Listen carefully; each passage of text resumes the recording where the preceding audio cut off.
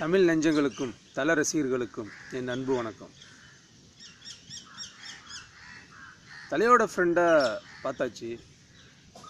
ஷாலினியோட friend ஏன் யாரையாவது முயற்சி பண்ணக்கூடாதுன்னு ஒரு யோசனை வந்தது. பிரியா தமிழ் பட ஹீரோ சிவாவோட ஒய்ஃபு.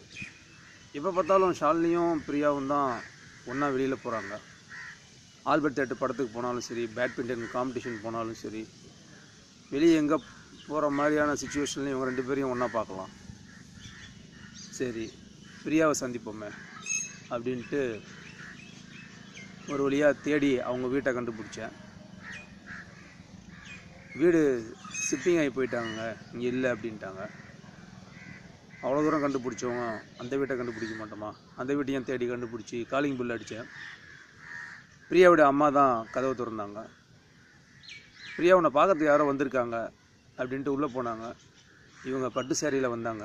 ஏதோ வெளியில் கிளம்பிட்டுருக்காங்கன்னு தெரிஞ்சுது. உள்ளார வாங்க அப்படின்னாங்க. நம்மளையும் மதித்து உள்ளாரெல்லாம் கூப்பிட்றாங்களேன்ட்டு நானும் உள்ளார போனேன். உட்காருங்கன்னாங்க.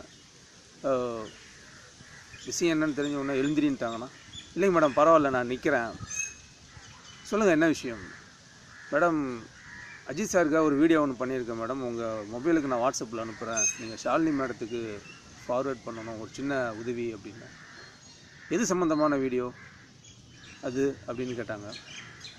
அஜித் சார் கூட ஆரம்ப காலங்களில் நான் பழகியிருக்கேன். அதுக்கப்புறம் அசிஸ்டண்ட் ஆகி அவருக்காக ஒரு ஸ்கிரிப்ட் ஒன்று ரெடி பண்ணிவிட்டு அவர் சந்திக்கிறதுக்காக முயற்சி பண்ணுறேன், பட் முடியல. அது சம்மந்தமான வீடியோ அப்படின்னேன். இல்லைங்க, நான் ஃபேமிலி ஃப்ரெண்டாக பழகிட்டுருக்கேன். அஜித் சாரோட இது ப்ரொஃபஷனல், நான் தலையிட முடியாது. ஐயோ மேடம், நீங்கள் எனக்காக ரெக்கமெண்ட் பண்ணவோ ஃபோன் பேசுவோலாம் வேண்டாம். எவ்வளவோ மெசேஜஸ் வாட்ஸ்அப்பில் நீங்கள் ஷாலினி மேடத்துக்கு அனுப்பிச்சிருப்பீங்க. அந்த மாதிரி உங்கள் மொபைலுக்கு வந்ததுன்னு சொல்லி ஃபார்வேர்ட் பண்ணால் போதும் அப்படின்னேன். இல்லைங்க ஐ எம் சாரி அப்படின்னாங்க. Thanks madam, nice to meet யூன்னு சொல்லிட்டு கிளம்பி வந்துட்டேன். இந்த உலகத்தில் தெரிஞ்சவங்களே உதவி பண்ண மாட்டேன்றாங்க. தெரியாதவங்கள்ட்ட போய் உதவி கேட்குறதும் தப்பு தான். பட் நமக்கு வேறு வழி தெரியலையே. அடுத்தது யாரை சந்திக்கலாம் அப்படின்னும் போது, ஸ்டண்ட் சில்வா ஃபைட் மாஸ்டர். தலைக்கு எல்லா படத்துக்கும் அவர் தானே மாஸ்டராக இருக்கார். அவருடைய நம்பரை கண்டுபிடிச்சி அவர் மொபைல் நம்பருக்கு கால்லாம் பண்ணி பேசலை, டைரெக்டாக வீடியோ அனுப்பிச்சி வச்சிட்டேன். தலை கூட எடுத்த ஃபோட்டோஸ் எல்லாம் அனுப்பிச்சி வச்சேன். உடனே வாட்ஸ்அப் சிம்பிள் இப்படி இருக்கிறத பதிலுக்கு அனுப்பிச்சார்.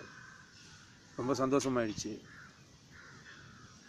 ஆஸ்பத்திரியில் வார்டுபாயாக இருந்து கஷ்டப்பட்டு முன்னேறினவர் இல்லையா, நம்ம வழி அவருக்கு தெரிஞ்சுதுன்றதை புரிஞ்சுக்கிட்டேன்.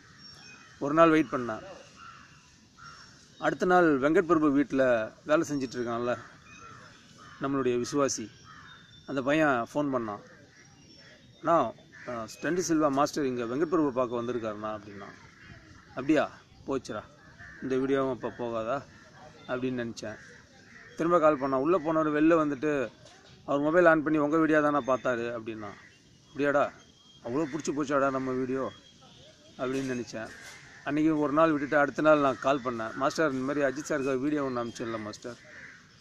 நான் தான் சொல்லுங்கள், வீடியோ பார்த்தீங்களா மாஸ்டர்? நான் பார்த்தேங்க. பட் ஆனால் அஜித் சார் கூட அடுத்த மாதம் தான் எனக்கு ஷூட்டிங்கு. நான் நெக்ஸ்ட் மந்த்து அவர்கிட்ட காமிச்சிட்டு சொல்கிறேன் அப்படின்னாரு. ரொம்ப தேங்க்ஸ் மாஸ்டர்னு சொல்லிட்டு வச்சிட்டேன். ஒரு மாதம் வெயிட் பண்ணேன். ரேஸ் கோர்ஸில் வேதாளம் கிளைமேக்ஸ் சீன், ஃபைட் சீன் போகுதுன்னு கேள்விப்பட்டேன். அப்புறம் முடிஞ்சிடுச்சின்னு கேள்விப்பட்டேன். திரும்ப ஒரு வாரம் கழித்து மாஸ்டருக்கு கால் பண்ணி, மாஸ்டர் இது போல் அஜித் சாருக்கு ஒரு வீடியோ அனுப்பிச்சிருந்தேன்ல மாஸ்டர். நான் அந்த வீடியோ காமிச்சேங்க, ஆல்ரெடி பார்த்துட்டேன்னு சொன்னாருங்களே. அப்படியே மாஸ்டர், பார்த்துட்டேன்னு சொன்னாரா மாஸ்டர்? ஐயோ தேங்க்ஸ் மாஸ்டர், ரொம்ப ரொம்ப தேங்க்ஸ் மாஸ்டர்னு சொல்லிட்டு ஃபோனை கட் பண்ணிட்டேன். எனக்கு ரொம்ப சந்தோஷமாயிடுச்சு. திரும்ப மனசு ஏதோ கேட்கல. திரும்ப கால் பண்ணேன். ஏதோ ஷூட்டிங்கில் இருந்தாருன்னு தெரிஞ்சுது, பின்னாடி background noise. Sorry for disturbance master. பரவாயில்ல சொல்லுங்கள். இல்லை மாஸ்டர், என்கிட்ட கதை கேட்குறேன்னு சொன்னாரா மாஸ்டர்? இல்லைங்க, அந்த மாதிரி எதுவும் சொல்லலை. நான் வீடியோ காமிச்சேன், ஆல்ரெடி நான் பார்த்துட்டேன் அப்படின்னு சொன்னார் அப்படின்னாரு. ஓகே மாஸ்டர், தேங்க்யூ மாஸ்டர்னேன். யூ ஆர் வெல்கம் அப்படின்னாரு. ஃபோனை கட் பண்ணிட்டேன்.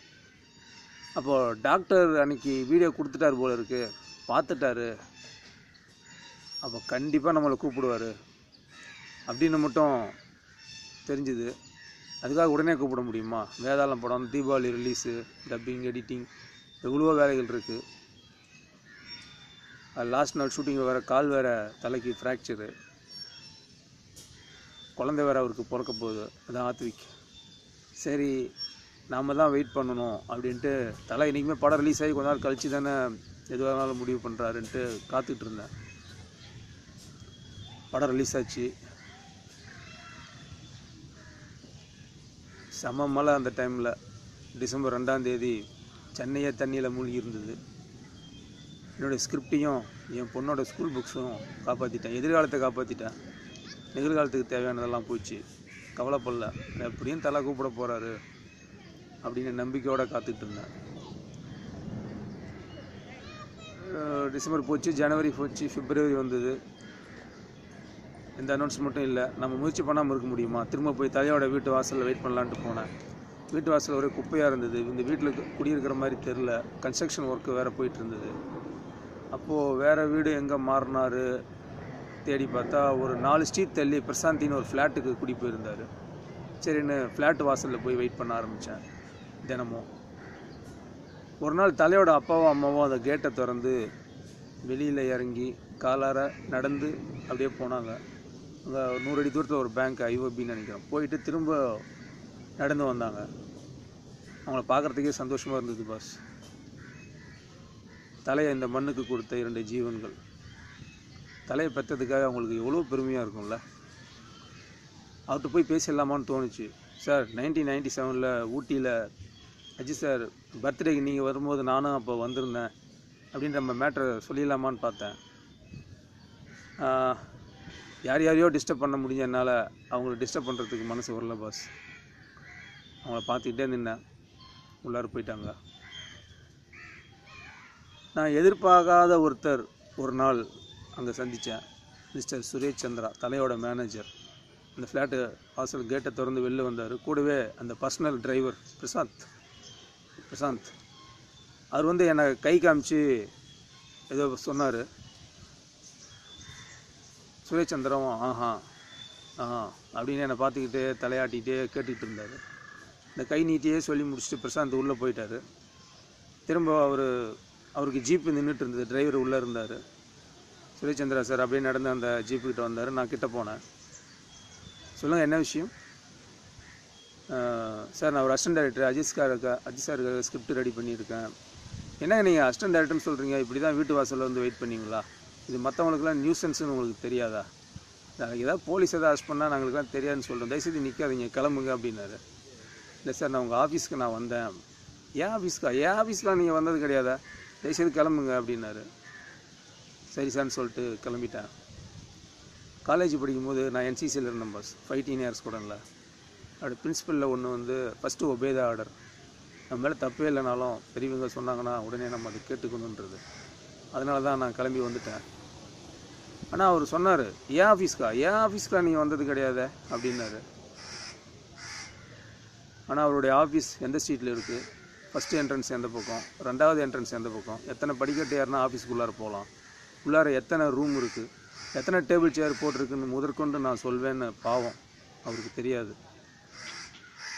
நான் ஆஃபீஸ்க்கு போயிருந்தப்போ இல்லை பாஸ், லெஃப்ட் சைடு ரூம்லேருந்து ஒருத்தர் கருப்பாக கண்ணாடி போட்டு ஓடி வந்தார். ஃப்ரண்ட்டில் ஒருத்தர் ஆஃபீஸ் டேபிள், பெரிய டேபிள் போட்டு ஒருத்தர் உட்காந்துருந்தார். ஓடி வந்தவர் உட்காந்துட்டு இருந்தவரை பார்த்து, இவர்கிட்ட நம்பர் வாங்கிக்கோங்க, சுரேஷ் சந்திரா சார் பிஸியாக இருக்கார், நான் உங்களுக்கு கால் பண்ண சொல்கிறேன் அப்படின்னாரு. அப்படிங்களா, சரிங்க அப்படின்ட்டு என் ஃபோன் நம்பரை கொடுத்துட்டு பேரை சொல்லிட்டு வந்துட்டேன். ஆஃபீஸ் போனால் என்ன பாஸ் கேட்பாங்க? நீங்கள் யாரை பார்க்கணும், என்ன விஷயத்துக்காக பார்க்கணும், எதுக்காக பார்க்கணும், இந்த மாதிரி எந்த ஒரு கொஸ்டினுமே இல்லை பாஸ். என்னை சுற்றி என்ன நடக்குதுன்னு எனக்கு தெரியல. காத்துட்ருந்தேன் எப்போ ஃபோன் வரும் அப்படின்னு. தலை கூப்பிடுவாருன்ற நம்பிக்கை மட்டும் நிறையா இருந்தது. ஏன்னா வீடியோ பார்த்துட்டாருன்றத தெரிஞ்சிச்சு இல்லையா, அதனால் வெயிட் பண்ணேன். ஜனவரி, பிப்ரவரி, மார்ச். தலை கூப்பிட்டுருப்பாரா? சந்திப்போம்.